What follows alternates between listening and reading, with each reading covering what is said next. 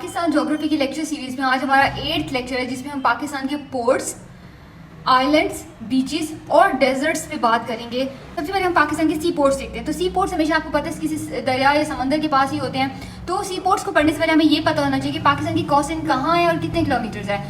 पाकिस्तान के जो साउथ में अगर हम देखें तो पाकिस्तान के ये साउथ है, साउथ के नीचे जो साउथ है पाकिस्तान का, इसमें हमें पता है अरेबियन सी है। कौन सा सी है? अरेबियन सी। इंडियन और ओशन कौन सा? इंडियन ओशन है। ठीक है, तो ये हमारा साउथ है। और ये जो कोस्ट लाइन होती है, कोई भी ऐसा मुल्क जिसकी जो समंदर के साथ जो बॉर्डर वो शेयर करते हैं, समंदर या किसी ओशन के साथ जो बॉर्डर शेयर करते हैं, उसको हम कोस्ट लाइन कहते हैं। और पाकिस्तान के केस में ये 1058 किलोमीटर है। कितनी? 1058 किलोमीटर, यहाँ लिखा हुआ है 1058। अब वो दो प्रोविंसेस में आती है। कौन कौन सी? एक तो है सिंध प्रोविंस हमारे पास, दूसरा है वो हमारे पास बलोचिस्तान प्रोविंस है, बलोचिस्तान। अब जो सिंध प्रोविंस में है वो हमारे पास 250 किलोमीटर के करीब है कोस्टल लाइन, और तकरीबन 250, और जो बलोचिस्तान है वो हमारे पास 800 किलोमीटर के करीब है कोस्टल लाइन। ठीक है, तो ये भी क्वेश्चन आ रहा है, बलोचिस्तान हमारा जो कोस्टल लाइन है वो किस प्रोविंस में ज़्यादा है, लार्जेस्ट है, तो वो बलोचिस्तान है। तो कॉन्टिनेंटल शेल्फ क्या होती है? अब कॉन्टिनेंटल शेल्फ का कॉन्सेप्ट भी ले लेंगे, वो भी इसी से रेलिवेंट ही है। ये देखें, कोई भी जो मुल्क होता है ना, उसको इंटरनेशनल लॉ के अकॉर्डिंग एक समुद्री हदूद दी जाती है।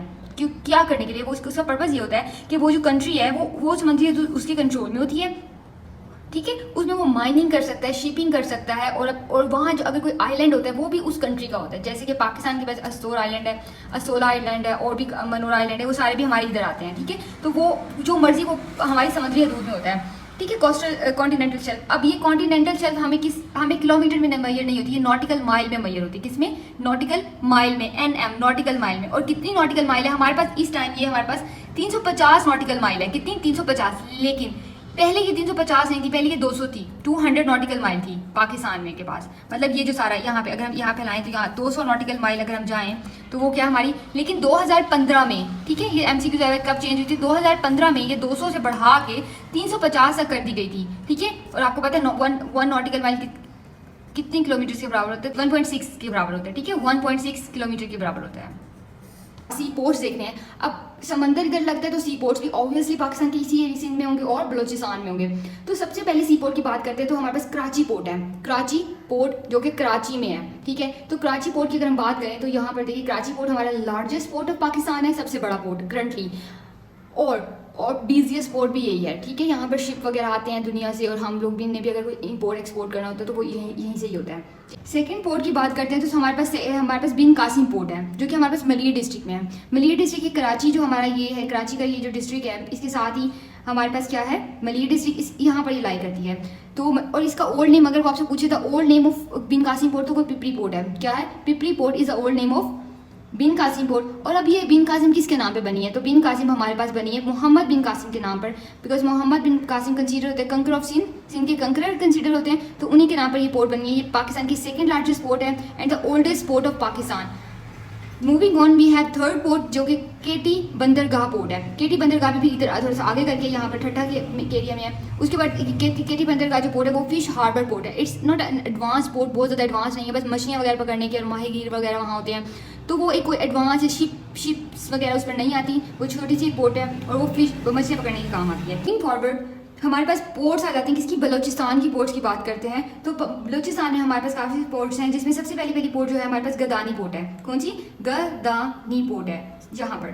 ठीक है, अब जो गदानी पोर्ट है वो जो world third largest ship breaking port है। थर्ड शिप ब्रेकिंग पोर्ट किसे कहते हैं? तो वो ऐसी पोर्ट जहाँ पे हमारी जो बेड़े या जो जहाज़ वगैरह होते हैं, समुद्री जहाज़, इनकी जो अगर वो ख़राब हो जाए तो इनकी मरम्मत की जाती है, इन्हें सही किया जाता है, तो इसे शिप ब्रेकिंग पोर्ट कहते हैं। अब ये right now it is third largest, और अब जो सबसे बड़ी है वो बांग्लादेश में है। ठीक है, आगे चलते हैं। और मरा पोर्ट, यहाँ पर अब हमारे पास क्या?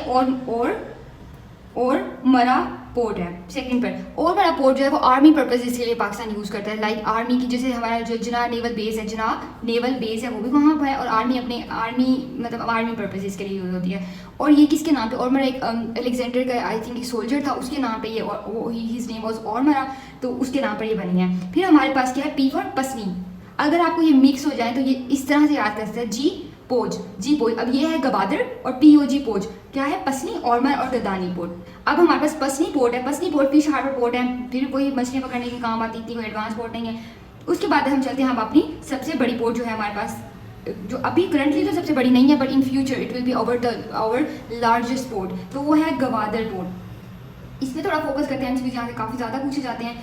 So it's not completed yet, अभी तक कंप्लीट नहीं हुई ये पोर्ट। और थर्ड लार्जेस्ट करंटली, ये प्रेजेंटली जो है वो थर्ड लार्जेस्ट पोर्ट है, बट इसका जो प्रोजेक्ट है वो 2030 तक कंप्लीट हो जाएगा, क्योंकि जो हमारे सी पैक का जो प्रोजेक्ट है वो 2030 तक कंप्लीट होगा और ये उसी का ही पार्ट है, उसी में ही ये कंप्लीट होना है। तो ये भी 2030 तक कंप्लीट हो जाएगा और फिर ये पाकिस्तान की लार्जेस्ट पोर्ट बन जाएगी।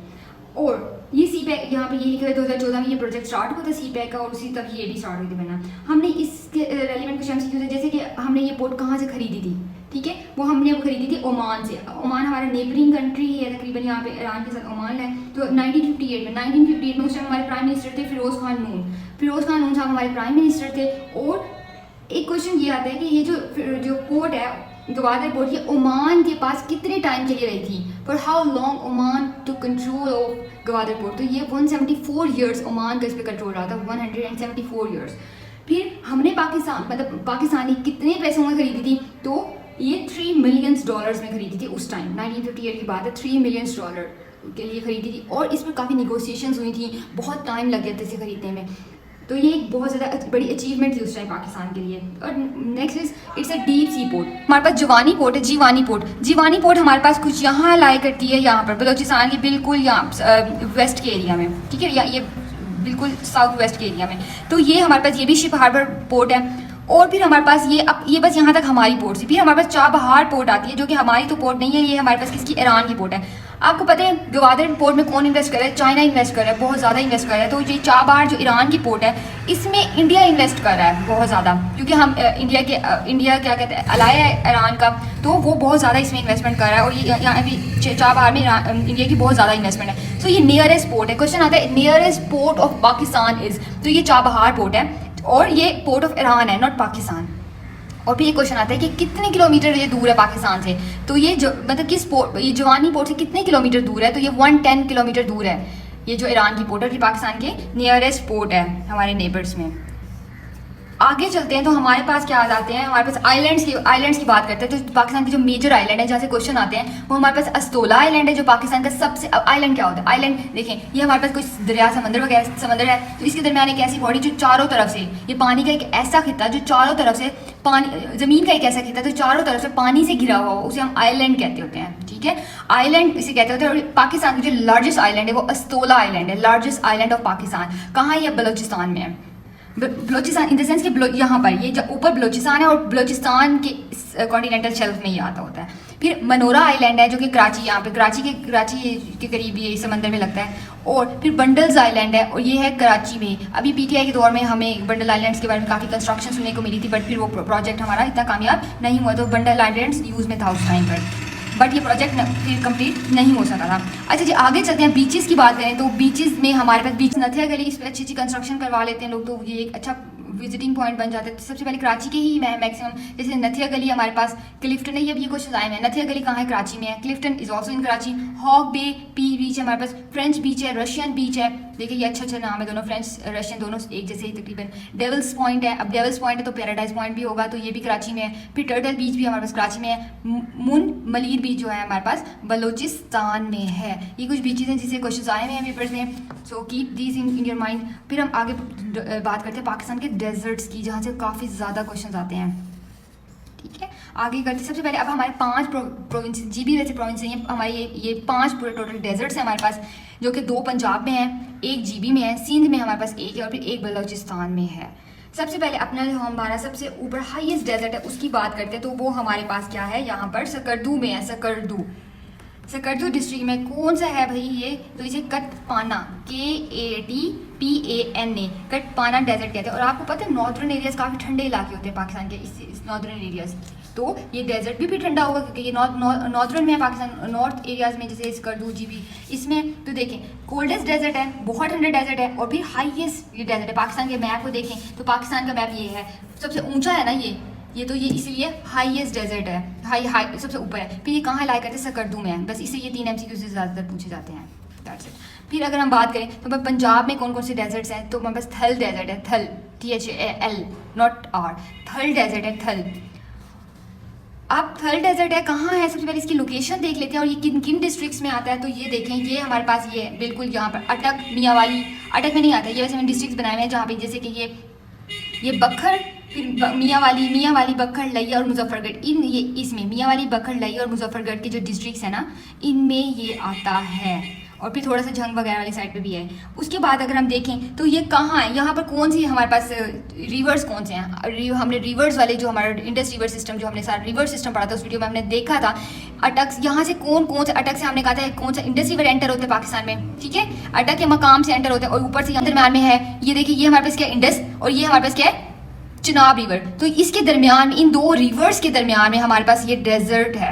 ये हमारे पास कौन सा, थल का डेजर्ट है। चिनाब रिवर नीचे से और ऊपर से इंडस रिवर है। तो इसके दरमियान में जो रिवर फ्लो करता है वो हमारे पास है, जो इन दो रिवर से में जो डेजर्ट लाए करता है वो हमारे पास थल डेजर्ट है, ठीक है। उसके बाद ये हमारे पास हो गया, बस इसमें इतने ही कोई क्वेश्चन आते हैं। उसके बाद हमारे पास सेकंड डेजर्ट जो है यहाँ पर पाकिस्तान में, वो है पंजाब में, वो है चोलिस्तान डेजर्ट। चोलिस्तान डेजर्ट पाकिस्तान के साउदर्न पंजाब में है। साउदर्न पंजाब कौन सा, अभी अगर हम पंजाब की बात करें तो यहाँ पर कौन कौन से इलाके लगते हैं, बहावलपुर, बहावलनगर और ये सारे, रहीम यार खां, यहाँ सारे हमारे पास ये वाले डिस्ट्रिक्ट्स हैं, बहावलपुर, बहावलनगर, रहीम यार खां। तो इन सारे ही डिस्ट्रिक्ट्स में ये साउदर्न पंजाब के डिस्ट्रिक्ट्स कहते हैं और ये यहाँ है। अब ये इसके, अच्छा, इसे लोकल लोग वो इसे चोलिस्तान डेजर्ट नहीं कहते, वो इसे रोही कहते हैं। क्या कहते हैं, रोही। ये रोही से के नाम से मशहूर है।